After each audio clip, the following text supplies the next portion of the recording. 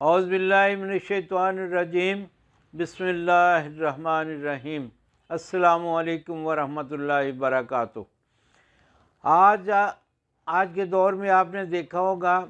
کہ ہر وہ بندہ جو ٹیسٹ کروانے کے لیے لیبارٹری میں جاتا ہے اس کا کولیسٹرول بڑھا ہوا ہوتا ہے، وہی بندے بچے ہوئے ہیں جو ٹیسٹ نہیں کرواتے۔ خون ہمارا گاڑھا ہو جاتا ہے، کولیسٹرول بڑھ جاتا ہے، جس کی وجہ سے ہمارا بلڈ پریشر رائز کرنا شروع کر دیتا ہے، ہارٹ کے پرابلم آ جاتے ہیں، یہ برین ہیمریج والے پرابلم آتے ہیں۔ تو آج میں ان سب چیزوں کے لیے آپ کے لیے ایک ایسی چیز پیش کرنے آ رہا ہوں جس کو الکلائن واٹر کہتے ہیں۔ یہ دن میں کم از کم 2 دفعہ استعمال کر لیں اور سال میں کم از کم 2-3 دفعہ، یعنی اگر ہفتہ 2 ہفتے آپ لگاتار استعمال کرتے ہیں، آپ کے پرابلم کے مطابق، پرابلم کم ہے تو تھوڑی دن استعمال کریں، اگر پرابلم زیادہ ہے تو زیادہ دن استعمال کریں، یعنی کم از کم اس کو سال میں 2 دفعہ ریوائز کرنا چاہیے، 2 دفعہ پینا چاہیے، کم از کم ایک مہینہ پی لیں تو آپ کا جو ہے بلڈ وہ صاف ہو جائے گا، آپ کے جسم سے فاسد مادے سارے خارج ہو جائیں گے، آپ کے جو بیماریاں پیدا کرنے والے اندر جو عناصر پیدا ہو رہے ہیں وہ انشاءاللہ ان سے آپ کا چھٹکارا ہو جائے گا، آپ بہت اچھی زندگی گزاریں گے انشاءاللہ تعالی، سب اللہ کی رحمت سے۔ اور یہ تحفے بھی سب اللہ کی طرف سے ہمیں عطا فرمائے گئے ہیں۔ یہ جتنی بھی جڑی بوٹیاں ہیں، وہ چاہے سبزیوں کی شکل میں ہیں، فروٹ کی شکل میں ہیں، یا جڑی بوٹیوں کی شکل میں ہیں، مغزیات کی شکل میں ہیں، یہ خشک میوہ جات کی شکل میں ہیں، یہ سب اللہ کی عنایات ہیں۔ تو یہ جن مرضوں کا میں نے ذکر کیا ہے یہ انتہائی خطرناک مرضیں ہیں۔ پہلی بات تو خدا نہ خواستہ کسی پہ یہ اٹیک کرتی ہیں تو اس کی جان چلی جانے کا ڈر ہوتا ہے، ورنہ خدا نہ خواستہ برین ہیمریج ہو گیا یا فالج ہو گیا یا کوئی مسئلہ ہو گیا تو بندہ ساری عمر کے لیے محتاج ہو جاتا ہے، اپاہج ہو جاتا ہے۔ تو اس سے بچنے کے لیے ایک تو اپنی خوراک پہ کنٹرول کریں۔ یہ آج کل ہم چکنائی کے طور پہ آئل استعمال کر رہے ہیں، یقین کیجئے یہ جو ہم گھی استعمال، مصنوعی جس کو بناسپتی گھی کہتے ہیں ہم، وہ استعمال کرتے ہیں، اس سے بھی ابتر ہے۔ یہ آپ سرسوں کا تیل استعمال کریں۔ سرسوں کا تیل اللہ پاک نے ہمیں ایک ایسا تحفہ دیا ہے جو جمتا نہیں ہے، کسی بھی ٹمپریچر پہ یہ جمتا نہیں۔ تو ہمارے جو جسم کی باڈی کا ٹمپریچر ہے یہ عین اس کے مطابق ہے۔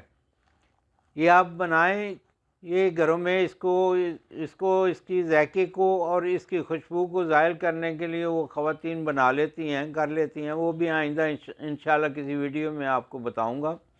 تو وہ آپ بنا کے رکھیں، گھی کے طور پہ اس کو استعمال کریں، اس سے ہر ہنڈیا بنائیں، ہر ہانڈی پکائیں، اس میں یعنی چکنائی جہاں بھی آپ استعمال کرنا چاہتے ہیں کھانے میں اس کو استعمال کریں۔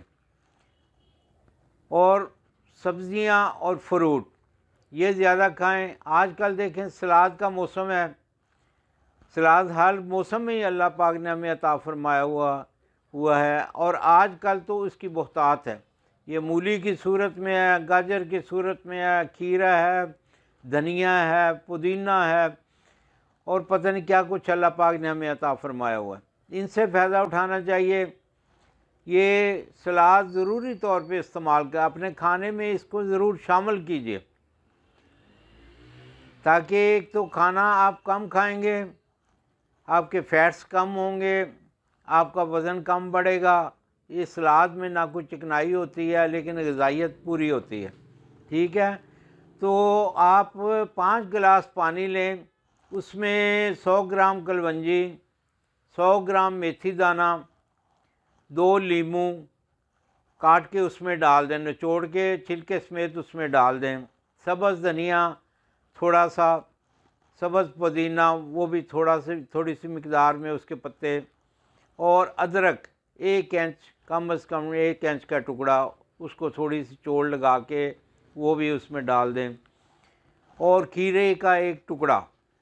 یعنی اگر بڑا کھیرا ہے تو اس کو آدھا کاٹ کے چھوٹا چھوٹا کر کے ڈال دیں،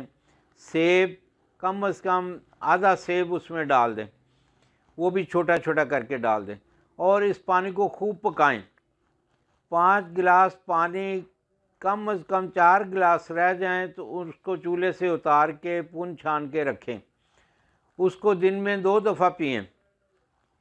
1 گلاس پانی صبح شام پئیں، وہ جتنے دن بھی چلتا ہے چلائیں، پھر نیا بنا لیں،